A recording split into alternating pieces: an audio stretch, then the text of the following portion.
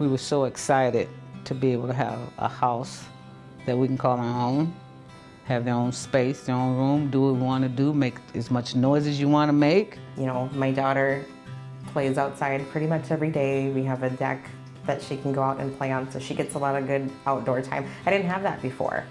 I was able to go back to school and get my degree, and I think exemplify to our kids what it really means to be stable. Seeing my parents own a home and being able to provide a positive, stable, and consistent environment for us, we don't have to worry about where we're going to move next or where we're going to go live next. I mean, we have a place that's going to be here for 30 years or however long.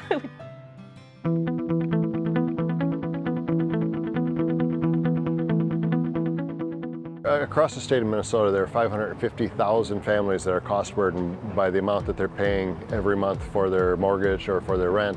The Twin Cities, in a very affluent community, has one of the largest racial disparities in housing ownership. We have a housing crisis in the Twin Cities and certainly in St. Paul right now. The vitality of the state, the Twin Cities and beyond really depends on this ingredient that has always made the state of Minnesota hugely competitive. Unless you have that foundation, that stable foundation of housing from which people can rise, it's very difficult to go out and find a job, to run with a great idea, to become an entrepreneur, to live a healthy lifestyle. Investing in families and stable housing is one of the most important things that we can do as a community.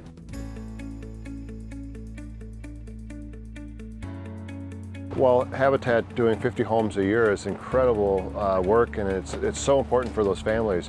We've got to accelerate that pace. The board, together with staff, has worked really hard to figure out how could we actually double the number of houses through very innovative programs. The new partnership that we formed with Bremer, a $98 million mortgage fund that allows us to work with more families, serve families that wouldn't necessarily qualify for a mortgage through a traditional lending institution. For many of us, home ownership is our primary vehicle to wealth creation and wealth building and the opportunity to have something to pass along to our children.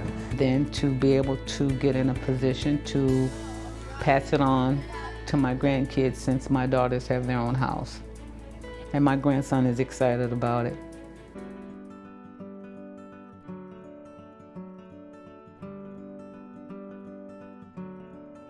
We're moving into the public phase of our campaign, and we need everybody coming alongside.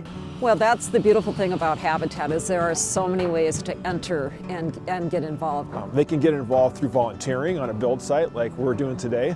Also raising awareness within their neighborhood, within their church, within their workplace. It's no longer at the point where it's can we do this, it's we have to. So the goals have to be more aggressive, the goals have to be pressing.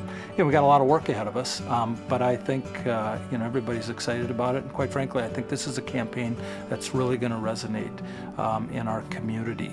This is your chance to give.